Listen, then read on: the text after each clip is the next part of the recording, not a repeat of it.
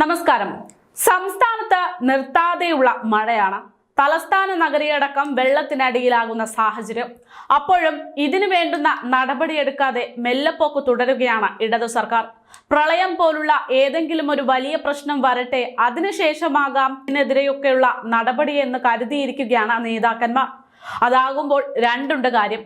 ഒന്ന്, നഷ്ടങ്ങളുടെ കണക്ക് പറഞ്ഞ് കേന്ദ്രത്തിൽ നിന്നും മറ്റ് സ്രോതസ്സുകളിൽ നിന്നും ദുരന്തത്തിന്റെ പേരിൽ കൈനീട്ടി പൈസ സ്വരൂപിക്കാം.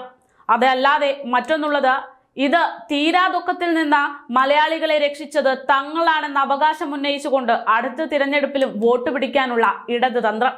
എന്നാൽ യഥാർത്ഥത്തിൽ ജനങ്ങളുടെ പ്രതിനിധിയായിട്ടാണ് ഈ ഇടത് നേതാക്കൾ നിലകൊള്ളുന്നതെങ്കിൽ ചെയ്യേണ്ടുന്നത് ഇതൊന്നുമല്ല. മറിച്ച് ഇത്തരം പ്രശ്നങ്ങൾ വരും മുമ്പ് ഇങ്ങനെയുള്ള പ്രശ്നങ്ങൾ വരാതിരിക്കാനുള്ള വഴികൾ നോക്കുക, മുൻകരുതലുകൾ ഉറപ്പാക്കുക എന്നതാണ്.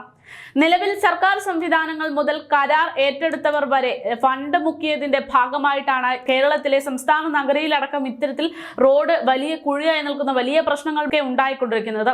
റോഡൊക്കെ കുത്തിപ്പൊളിച്ചിട്ടിരിക്കുകയാണ്. ചില റോഡുകൾ താനെ അടർന്നു പോയിട്ടുണ്ട്. അതൊക്കെ ഈ നിർമ്മാണത്തിൽ വന്നിരിക്കുന്ന അപാകത തന്നെയാണ് എന്നത് വ്യക്തമാക്കുന്നു. അതൊന്നും നന്നാക്കാതെ വെറും 10 മിനിറ്റ് മാത്രം സമയം നൽകിക്കൊണ്ട് ജനങ്ങൾക്ക് ജാഗ്രത പാലിക്കണമെന്നുള്ള നിർദ്ദേശം മാത്രം പങ്കുവയ്ക്കാനാണ് മുഖ്യമന്ത്രി ഉൾപ്പെടെയുള്ള നേതാക്കന്മാർക്ക് സാധിക്കുന്നുള്ളൂ എന്നത് ഈ നാടിന് തന്നെ അപമാനമായി മാറുന്ന ഒരു കാര്യമാണ്.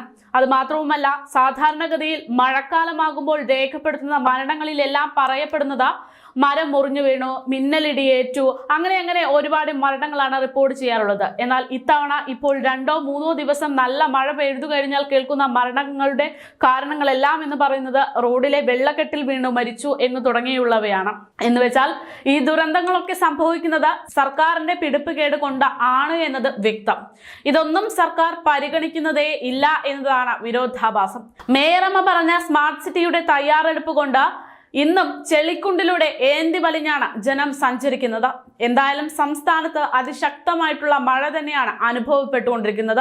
ഇതിന് മുൻകരുതലുകൾ എടുക്കണമെന്ന് അറിയിച്ചുകൊണ്ട് സ്ഥിരം ക്ലീഷേ പോലെ മുഖ്യമന്ത്രി ഫേസ്ബുക്കിൽ കുറിപ്പ് പങ്കുവയ്ക്കുന്നുണ്ട്. ആ കുറിപ്പിൽ പറയുന്ന പ്രധാന കാരണങ്ങൾ എന്ന് പറയുന്നത്, സംസ്ഥാനത്ത് അടുത്ത 3 ദിവസം വരെ അതിശക്തമായ മഴയ്ക്ക് സാധ്യതയുണ്ടാകുമെന്നാണ് കേന്ദ്ര കാലാവസ്ഥാ വകുപ്പിൽ നിന്ന് ലഭിച്ചിരിക്കുന്ന റിപ്പോർട്ട്.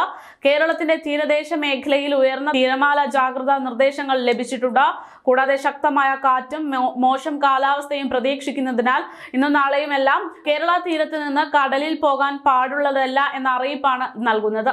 പത്തനംതിട്ട ജില്ലയിലെ മാടമൺ സ്റ്റേഷൻ, കല്ലൂപ്പാറ സ്റ്റേഷൻ എന്നിവിടങ്ങളിൽ ഇന്ന് കഴിഞ്ഞ ദിവസം ഓറഞ്ച് അലേർട്ട് കേന്ദ്ര ജല കമ്മീഷൻ പ്രഖ്യാപിച്ചിരുന്നു. അതോടൊപ്പം തന്നെ പത്തനംതിട്ട ജില്ലയിൽ തുമ്പമൺ സ്റ്റേഷൻ, കോട്ടയം ജില്ലയിലെ പുല്ലാക്കയർ സ്റ്റേഷൻ, ഇടുക്കി ജില്ലയിലെ മണ്ണാർക്കാട് സ്റ്റേഷൻ എന്നിവിടങ്ങളിലെല്ലാം യെല്ലോ അലേർട്ട് പ്രഖ്യാപിച്ചിരുന്നു. ആയതിനാൽ പ്രദേശവാസികൾ ജാഗ്രത പാലിക്കണം എന്നതൊക്കെയാണ് മുഖ്യമന്ത്രി പറയുന്നത്. പക്ഷേ യഥാർത്ഥത്തിൽ ജനങ്ങൾ ജാഗ്രത പാലിക്കുന്നതിനേക്കാൾ ഇവർക്ക് സുരക്ഷ ഒരുക്കേണ്ടത് സംസ്ഥാന സർക്കാർ ആണ് എന്ന ബോധ്യം ഈ സർക്കാരിന് ഇല്ലാത്തത് എന്തുകൊണ്ട് എന്നതാണ് ജനങ്ങൾ ചോദിക്കുന്നത്.